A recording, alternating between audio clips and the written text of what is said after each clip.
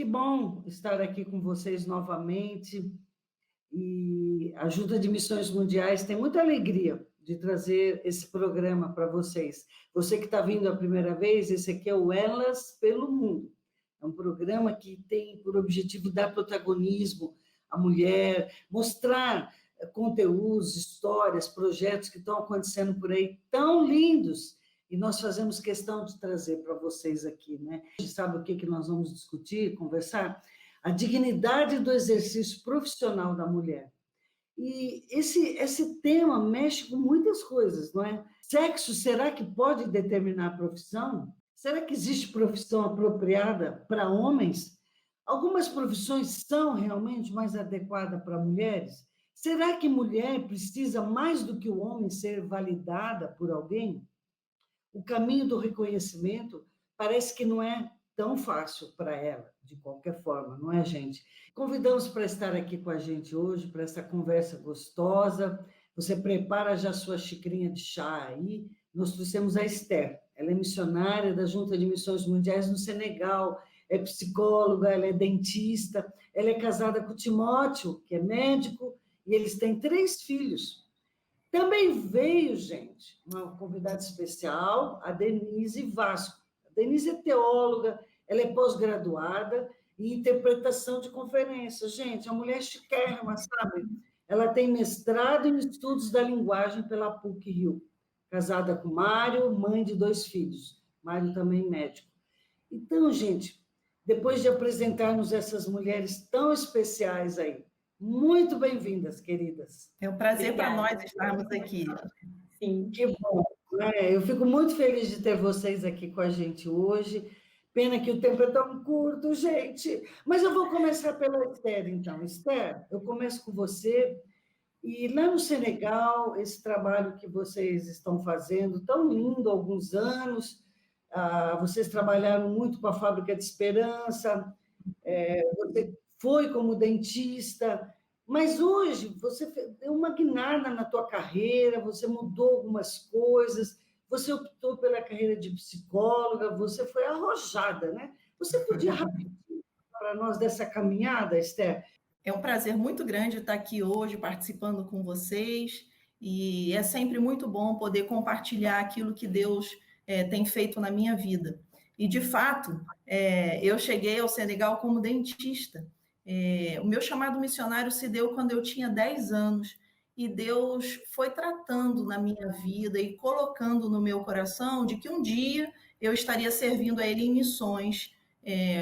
Não sabia onde, nem como, nem com o quê. Na época dos meus 18 anos, mais ou menos, Deus colocou no meu coração esse desejo de fazer odontologia. E a odontologia, para mim, sempre foi com o único objetivo de missões. E assim eu servi no Senegal os primeiros 11 anos, usando a odontologia. Nesse meio tempo, eu comecei a fazer um trabalho com filhos de missionários brasileiros, de várias agências missionárias, todos aqui no Senegal. E eu comecei a perceber a necessidade de um trabalho assim mais específico com os filhos de missionários. Então, assim, eu comecei a me envolver, a ler, a participar de encontros, até que em 2013, Deus confirmou no meu coração que esse seria o meu novo ministério, o cuidado dos filhos de missionários. E assim eu decidi fazer a psicologia para ter um instrumento melhor para trabalhar com essa população. Fiz a psicologia, depois um mestrado em casamento e família, porque, óbvio, não tem como se trabalhar com os filhos de missionários se você não trabalhar com as famílias. Então, é assim que eu cheguei nessa mudança. Que lindo! E fez o mestrado. Puxa, perdão por esquecer, por omitir esse dado. É importante a formação, né, Esther? Com certeza. Com certeza. Muito obrigada. Eu fico feliz, Esther, que missionária no campo, se capacitando, indo sempre avante, e quero incentivar nossas colegas ao redor do mundo, não importa se não, mesmo quem não seja da Junta de Missões Mundiais, mas se capacitar, sempre caminhar para frente. Mas vamos agora na Denise. Denise, querida, você tem tantos dons, talentos excepcionais, você é uma pessoa tão especial, sabe, Denise? Então, como tem sido exercer essas capacidades a nível local, ou denominacional, ou mesmo no nosso mundo evangélico em geral, Denise? Você podia contar para a gente rapidinho essa tua jornada que você fez até aqui? Eu também acompanhei algumas mudanças na tua vida, né? Você Então, possibilitou algumas mudanças, Ana. Não só acompanhou. Eu fui criada num lar cristão, mas eu me converti quando eu tinha 13 anos. E quando eu me converti, já crescendo dentro da igreja, eu tinha muita noção, né, que Deus estava me chamando para o ministério, sabia disso. E sabia que eu deveria me capacitar estudando teologia, era o que eu via. Eu pensava também em estudar outras coisas, mas a teologia eu sentia que era esse primeiro passo, né? Então eu fui fazer teologia e enquanto eu era estudante de teologia, eu fui trabalhar com a Ana Alzira. A Ana Alzira virou minha chefe lá na Junta de Missões Mundiais, porque eu me tornei assistente dela lá no Projeto Radical, que o Voluntários Sem Fronteiras, né? E isso foi em 2005. Então, durante esse período, um pouco antes até da minha formatura em teologia, eu comecei a ficar muito tocada por esse estilo de vida missionário que era totalmente encarnacional, né? Isso tocou muito a minha vida e o fato de trabalhar de forma próxima com a Ana. E eu lembro que quando eu terminei o seminário, eu comecei a orar e falar com o Senhor, Senhor, como é que eu posso me capacitar mais, né? O que o Senhor quer que eu faça? Eu já falava inglês desde muito novinha, e fazia interpretação voluntária dentro da igreja. Sempre que me chamavam, eu estava solícita, né, me colocava e fiz até interpretação para alguns eventos na junta, alguns proclamai que nós tivemos, e aí eu encontrei uma formação nessa área, eu fui tentar descobrir um pouco mais, porque eu nem sabia se isso era uma profissão ou não, eu era muito ignorante a respeito desse exercício profissional da tradução e da interpretação, e então eu falo que a Ana foi uma possibilitadora, né, dessa minha vocação, porque na época esse meu curso de formação ele interferiria com o meu horário de trabalho, era uma pós-graduação e a Ana não pestanejou assim, ela disse não, Denise, a gente vai dar um jeito de você estudar. Eu vou lá conversar, na época era até o pastor Valdemiro Timichak, ela foi falar com o pastor Valdemiro como minha chefe, que ela achava que a junta tinha que abrir essa exceção para mim. Me permitia, na verdade, trabalhar em outro horário, porque eu continuei trabalhando 40, 50, 60 horas por semana, mas fora do horário comercial, né? Então, me permitiu, assim, na época, isso fez muita diferença. E aí, isso foi, então, a minha formação em 2007, 2008. Assim que eu terminei a formação, eu, de fato, entendi que Deus estava confirmando que eu deveria já ir me dedicar a essa profissão. E, na época, foi, assim, eu tive uma noção muito clara do Senhor, mas era uma mudança de paradigma para mim, porque eu achava que eu estava já trabalhando numa agência missionária, né? O que mais você faz para cumprir seu chamado que estar numa agência missionária? Mas eu estava entendendo que Deus queria que eu fizesse essa escolha. E o meu marido é médico, já trabalhava e entendia que Deus queria a gente nesses lugares, né, seculares, nesse ambiente onde havia tantas pessoas que não conheciam o Senhor. Então, eu pedi demissão da junta e comecei a trabalhar como autônoma. E hoje eu tenho uma empresa de tradução e interpretação e sou professora nesse curso onde eu me formei, na PUC-Rio. E eu também fiz o meu mestrado, como a Ana falou, em 2017, também com muito apoio do meu marido, que foi uma coisa muito legal. Assim, ele todo dia fica me cutucando, dizendo quando é que você vai fazer o doutorado, que é muito importante, né, esse apoio dentro de casa para que a mulher possa exercer a sua vocação de maneira plena, né? Faz muita diferença, porque muitos maridos não entendem isso e não se empenham nisso, em ajudar a mulher, em ajudar ela, assim, ajudar não no sentido de ajudar no lar, né? Porque no lar a gente compartilha funções, mas no sentido de realmente ser esse propulsor, assim, da vocação da mulher e dizer, olha, vamos lá, né? Você precisa fazer a sua vocação e tal. Então, isso fez muita diferença. E você perguntou, Ana, sobre como eu tenho exercido isso dentro do meio cristão, né, evangélico. Na minha igreja, eu trabalho servindo na área de ensino, então, usando a teologia, né? Eu sou uma das líderes da área de ensino da minha igreja, coordeno os estudos que nós fazemos lá, a escola bíblica, que chama Mergulhando na Palavra, os estudos e tudo. E eu tenho servido também, sempre que eu posso, em congressos cristãos, trabalhando de maneira profissional, mas ofertando o meu trabalho. e tem sido também um privilégio poder fazer isso e unir essas duas áreas, né, da minha vida que hoje formam quem eu sou. E como é importante a família estar junto, a família tanto nos incentivar, como todos se anularem um pouco, porque não é para todos Com se certeza. capacitarem, às vezes não é só um que se anula, né? Que lindo isso. Tanto os pais, mãe, marido, etc. Mas, Esther, uma coisa que eu queria saber de você é o seguinte, porque eu sei que a sua carreira missionária já trouxe muitas realizações. Conheço você já de alguns anos, a gente ouve tanto de você, você é uma mulher referência para nós na Junta de Missões Mundiais, não é? E como está sendo esse novo momento teu, Esther, na Junta? Será que em algum lugar você sente que a psicóloga tem mais voz que a missionária? Ou você acha que isso, com o tempo, as coisas, o nosso trabalho, a gente vai se impondo? Como tem sido a tua experiência? Isso ainda é muito recente, né? Eu voltei aqui para o Senegal agora em 2019, então, e voltei como psicóloga. Então, isso ainda é muito diferente na cabeça das pessoas, eles ainda não sabem se eu sou dentista, se eu sou psicóloga, e eu sempre falo, eu fui dentista, hoje eu sou psicóloga. Mas quando você fala assim, a voz é mais forte da missionária ou da psicóloga, eu acho que o tempo vai mostrar que a psicóloga é missionária e a missionária é psicóloga, porque essa coisa da carreira, para mim, sempre teve a ver com missões. Eu sempre tive... o meu foco foi missões.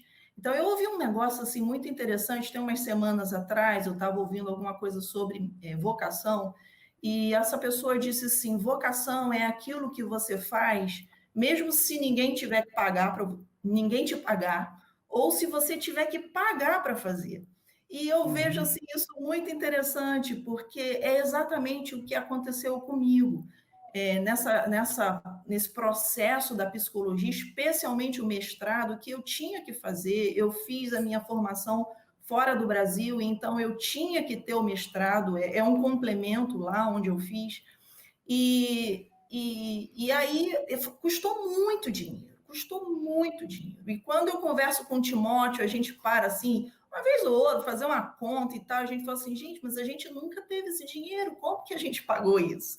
E a gente pagou, eu terminei o mestrado, a gente não tinha nenhuma dívida. Então, e a gente fez isso, sim, como a Denise falou, né, do apoio do marido dela, no mestrado dela, eu tive também total apoio do Timóteo, tanto nessa questão financeira, em nenhum momento ele pensou, não, a gente não vai gastar esse dinheiro. Em nenhum momento ele abriu mão, foi um tempo difícil para ele, porque onde nós estávamos, ele não tinha possibilidade de fazer muita coisa, porque estava num visto de dependência de estudante, então foi um tempo muito difícil para ele, mas assim com muito amor, com muito companheirismo, ele abriu mão, como você usou o termo, Ana, abriu mão para que eu pudesse ter esse tempo. Que legal. Hashtag marido maravilhoso. Exatamente. Total, vamos criar essa hashtag. Elas pelo mundo cria hashtag. Mas, Denise, é interessante, eu estava lendo algumas pesquisas para esse programa, a gente tem visto cada uma por aí, mas a gente vê, assim, uma pesquisa de uma universidade lá da Paraíba, eu estava vendo sobre o mercado de trabalho, as oportunidades. Então, em pleno século XXI ainda, a gente se depara com um cenário em que as mulheres precisam, parece que, mais vezes provar que somos capazes e competentes. Eu não sei vocês, muitas vezes eu tinha que provar mais que os homens. Um homem qualquer um é doutor, você tem que, enfim. Então, você tem que provar, é um caminho mais árduo, né? Então, para continuar tendo esse espaço no mercado de trabalho, eu queria te fazer uma pergunta meio indiscreta, Denise. Você alguma vez foi discriminada nesse teu mundo aí de intérprete, na sua carreira? Você foi alguma vez discriminada? Foi discriminada por ser uma mulher? Olha, na minha carreira, foi interessante porque quando você falou que a gente ia conversar sobre esse assunto, eu parei para poder pensar que eu acho que eu tenho uma das profissões nas quais existe tanta mulher. Se a gente tivesse que fazer uma conta, nós somos, sei lá, 80% mulheres, aqui no Brasil, pelo menos, cenário Brasil, Rio de Janeiro, mercado privado, né? Que não é um mercado institucional, então nós todos somos autônomos, freelancers e tal, e a gente tem muito mais mulher. Logo, eu nunca poderia dizer, entretanto, nesse cenário, que um homem sofre discriminação. Porque os homens, como eles são raros, na maioria das vezes eles aparecem até mais do que a gente. A mulher, ela é mais do mesmo, né? Uma mulher intérprete tem um monte. Mas um homem intérprete, olha, ele é homem intérprete, né, e tal. Mas, assim, não, nunca sofri discriminação. Mas quando você me enviou essa pergunta, eu parei para poder pensar que, por ser intérprete de conferência e muitas vezes estar em situações com pessoas que estão num nível, por exemplo, de gerência dentro de empresas, ou estar em congressos interpretando congressos evangélicos, na maioria das vezes eu interpreto homens. Na maioria das vezes eu interpreto reuniões, por exemplo, de conselhos de empresas. Num grupo de 10 pessoas, você vai ter 2 mulheres, às vezes 3, todos os outros são homens. Então, não, eu nunca sofri discriminação. Acredito que tem a ver com a área onde eu trabalho, né? Essa área de línguas parece ser uma área mais dominada pelas mulheres, mas ao mesmo tempo eu percebo essa diferença ao meu redor no mercado de trabalho, porque eu, na maioria das vezes, estou em ambientes onde há mais homens que mulheres, nessa esfera de liderança, sabe? E, contar um segredo ao vivo aqui, não vou dizer onde foi, mas eu já fui indagada sobre você, quando fomos te convidar para uma coisa, e era um preletor de fora, né? Era Sim. Estrangeiro, e a pessoa disse, Analzira, mas precisamos de um homem para interpretar. Olha. Exato. Aí eu falei, fofos, vocês não conhecem a Denise. Tipo isso. Mas é difícil, né? É tão interessante, porque eu entendo, no caso da minha profissão em particular, eu entendo isso, que às vezes as pessoas querem botar, por exemplo, num palco, né, um homem interpretando um outro homem, uma mulher interpretando outra mulher. Eu entendo que existe essa mentalidade, mas a gente sempre tem que pensar se essa mentalidade é só pela questão de serem 2 pessoas igual, assim, parecidas, né, que vão poder exercer ali vão ter uma presença diante do público que seja parecida, ou se isso é porque pensa-se que o homem lá na frente, ainda mais no caso de uma igreja, vai representar mais autoridade, vai representar uma pessoa que pode estar naquela função. Isso é que a gente sempre tem que pensar, né? Essa é a questão. Nós vamos ver um vídeo agora que a Renata traz para nós, a nossa exímia repórter. A Renata tem trazido depoimentos muito bacanas para nós, e a gente vai ver que nem todas as mulheres conseguem ser o que elas queriam ser. Para algumas mulheres, o caminho, às vezes, se torna muito espinhoso e demorada, essa trajetória, né? Dentro dessa coisa do mercado de trabalho, se impor no mercado de trabalho. Vamos ver o vídeo. Eita, Analzira, que tema! E que mulheres incríveis estão conosco hoje, Esther e Denise, falando sobre o exercício de suas profissões. Agora vamos trazer o depoimento de uma mulher, além de mulher, surda. E ela trabalha com tecnologia da informação. Vai trazer para a gente as suas impressões, qual é o seu sentimento como mulher e surda na prática da sua profissão. Então, na minha profissão, que é tecnologia da informação, eu não sei bem dizer se as mulheres sofrem, porque eu sou surda, mas também sou mulher. Mas eu realmente observo que existem mais homens que mulheres executando essa profissão, e isso desde sempre, desde o começo. Na minha faculdade tinha um grupo grande de homens e mulheres eram apenas 2 ou 3. No curso da pós, 2 ou 3 mulheres e o restante homens. Agora no trabalho, nada mudou. A maioria atuante é masculina e vemos muito pouco das mulheres. Até os novos projetos são poucas mulheres que têm oportunidade. E isso é estranho. Eu queria que as pessoas entendessem que homens e mulheres são igualmente capazes e respondem igualmente às demandas. E o fato é que as mulheres também sentem prazer em trabalhar. Realmente, como a Carolina disse, homens e mulheres são igualmente capazes de entregar as demandas de trabalho. E muitas mulheres sentem prazer em executar a sua profissão. E você? O que você acha a respeito desse tema?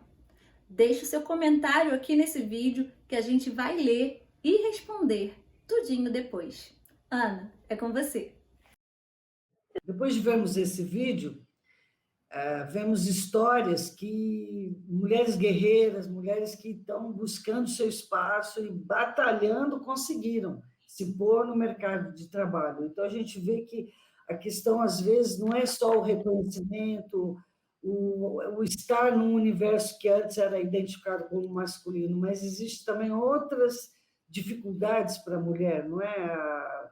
Vindo de situações de vulnerabilidade, o lutar por oportunidades, enfim, esse vídeo traz outros elementos para nós também. Então, Denise, eu queria perguntar para você, o que poderia ser feito para que as mulheres tenham mais representatividade, sejam mais valorizadas dentro do campo que elas escolheram atuar, não é? A gente vê que há fatores que contribuem para que essa realidade se perpetue, algumas coisas que discutimos aqui hoje, né? Qual a sua opinião, Denise? Bem, eu consigo pensar em duas coisas específicas e bem práticas, né? Eu lembrei até, me preparando aqui para o programa, eu lembrei que eu vi esses dias um cartaz de um evento que era para pastores sobre a retomada das igrejas, que é o assunto do momento, né? Assim, como é que a gente vai fazer? Como é que vai ser isso? Gente, sem brincadeira, devia ter, assim, mais de 10 carinhas naquele cartaz. E não tinha uma mulher naquele cartaz. Aquilo me chamou muita atenção. E eu não sou essa pessoa que fica procurando, tá? Eu não fico assim, ai, olha ali. E eu não acho que tem que ser... A gente tem que deixar de chamar o teólogo tal para o evento tal para poder Exato. colocar uma mulher, porque tem que ser uma mulher. Não é isso. Mas Eu até existem falei, mulheres. Denise, não queremos cotas femininas. Não é isso. Mas espera aí, não é isso. Não é cota feminina que eu estou falando, mas como é que pode que ninguém pensou que se tem mais mulheres nas igrejas que homens, tinha que ter uma mulher naquele cartaz, pelo menos uma, né? Assim, nos últimos 100 anos a gente não tinha esse tipo de desafio. A gente tem uma questão gravíssima, que é o fato de que as crianças não estão indo à igreja. E essa é uma questão, para quem é mãe e pai, esse é um assunto de extrema relevância. E esse cartaz que falava sobre essa retomada das igrejas tinha mais de 10 preletores. Era uma mesa redonda, como essa que a gente está aqui, mas tinha mais de 10 pessoas. Eu acho até que tinha, tipo, 15. Era muita gente. E não tinha uma mulher, nem sinal de uma mulher, não tinha nada. E eu achei aquilo tão estranho, sabe?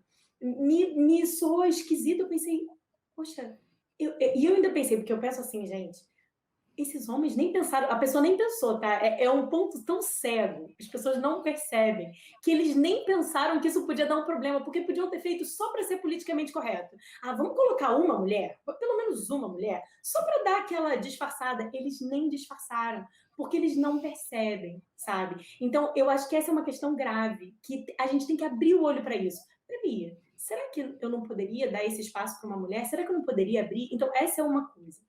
A segunda coisa, que dá um programa inteiro, 40 programas. A segunda coisa, que é o exemplo mais lindo que eu vejo aqui nesse programa, né? E eu fico muito feliz de estar aqui com a Ana, que teve esse papel tão importante na minha vida, e estar aqui com a Esther, que também tem um papel extremamente importante na minha vida. E ela e o marido dela sempre orientaram muito eu e meu marido. Isso não foi combinado, tá? Vocês que estão vendo aí o programa, nada disso foi combinado antes. Não, hoje, Denise, hoje que caiu minha ficha, que parece uma marmelada isso aqui, mas foi pura, total coincidência. Tá vendo? É coisa de Deus. Foi privilégio. Então, privilégio. E o que acontece? Olha só que interessante. O papel que a Ana teve na minha vida de lutar por mim, de me apoiar, de ser a minha chefe e falar, não, eu vou apoiar, essa pessoa que trabalha comigo para que ela tenha a oportunidade. Então, eu acredito que nós, como mulheres, temos esse papel também, entre nós, de darmos esse apoio a outras mulheres. Então, se você pode lutar pela capacitação de uma pessoa que você discipula na igreja, de uma pessoa que está no mercado de trabalho perto de você, capacite uma Muito mulher, bom. incentive uma mulher, fala, cara, olha, a gente precisa de você, por que você não estuda, por que você não faz isso? Defende ela para as outras pessoas, né? Vamos Isso aí. promover umas às outras. Então, essas duas coisas que eu acho que seria muito bom. Muito bom, Denise, muito bom mesmo. Eu também tenho falado isso, né? Eu não defendo essa coisa de cota feminina, mas a gente tem que ver que a maioria do nosso público nas igrejas são mulheres, né? E elas também no campo missionário, enfim. Então, gente, infelizmente o nosso tempo está terminando. Então, eu quero dirigir essa pergunta para você, Esther. Você poderia deixar uma palavra de incentivo para as mulheres que vivenciam esse desafio de buscar seu lugar, buscar realização ministerial, profissional, e muitas vezes enfrentam dificuldades, não se sentem valorizadas, não têm esse sentimento de pertencimento? O que eu diria para vocês, minhas companheiras, né, de gênero, eu diria que vocês se empenhem, vocês deem o sangue de vocês. Nós, como a gente falou muito aqui nesse programa, a gente acaba tendo que fazer mais pela mesma coisa que o homem faz. Então, se a gente precisa fazer mais, e infelizmente isso ainda vai levar um tempo para mudar, a gente precisa ser boa, a gente precisa buscar formação, a gente precisa estudar, a gente precisa se dedicar àquilo que a gente faz. Porque é só dessa forma que a gente vai conseguir avançar, que a gente vai conseguir se destacar. E, assim, sinceramente, eu não sou, assim, muito dessas que busca o destaque, a valorização, mas eu sou muito mais pelo reconhecimento natural, aquele que você, quando você faz aquilo que você tem que fazer bem feito, naturalmente aquilo se destaca. Você não precisa vender o teu peixe, né, como diz, fazer propaganda de você mesmo, você só trabalha, só faz o que você tem que fazer. Óbvio que existem alguns meios em que há politicagem, toda aquela coisa, e que mesmo se você fizer o melhor dos melhores, isso não vai se destacar. Mas vamos considerar outros ambientes em que, de repente, a politicagem não exista e que seja possível você ser valorizada, você ser reconhecida pela qualidade daquilo que você faz. Então, essa é a minha palavra. Qualifique-se para que o reconhecimento venha. Denise, alguma frase, alguma palavra para fechar? Não, é exatamente isso que a Elis falou, eu concordo plenamente com ela, e eu diria, né, mulher, busque a sua vocação no Senhor, né? Não tente também provar ou tentar fazer as coisas por você mesma, mas entenda que a sua identidade está em Cristo, né, e que você está aqui para servir. É isso, como mulher. É isso mesmo. No outro programa até falamos muito sobre isso. Nossa identidade está no Senhor, não é? A Bíblia diz que enganosa é a graça e vã a formosura, mas a mulher que teme o Senhor, essa será louvada. E no mesmo livro que eu deixo para vocês, para finalizar, em Provérbios 16, diz, ela avalia um campo e o compra, com o que ganha, planta uma vinha. Ela é uma mulher empreendedora, sabe? Então, gente, o importante é nós buscarmos, acima de tudo, né, ser reconhecida pelo Senhor, sermos filhas dele, buscarmos ser protagonista da nossa própria história. E vejam que essa mulher, ela é empreendedora. O verso 18 diz que ela administra bem seu comércio lucrativo, sua lâmpada fica acesa durante a noite. Eu li Provérbios 16 e 18. Então, ela é uma mulher empreendedora, administradora. Nós temos também na Palavra de Deus, outro versículo que eu deixo para nós aqui, que está em Gálatas. Gálatas, capítulo 3, versículo 28, diz assim, que não há judeu, nem grego, nem escravo, nem livre, homem, nem mulher, pois todos somos um em Cristo Jesus. Em Cristo não há homem, mulher, escravo, todos somos um. Então, o importante é cada um, homem, mulher, descobrir sua vocação. Para que eu vim? O que Deus tem para a minha vida? O que eu estou fazendo aqui? Eu quero ser o que Deus quer que eu seja. Não é? Então, queridas e queridos, porque esse programa não é feminino, é para toda aquela pessoa que não quer ficar de fora do que Deus está fazendo no mundo. Não é? Como é importante isso. O texto diz que essa mulher, ela recebe recompensa merecida, ela é elogiada. Então, como a Esther falou, o nosso reconhecimento vem naturalmente pelo nosso trabalho, o dia a dia, e Deus honrando você. Que Deus nos abençoe. Amém. Amém.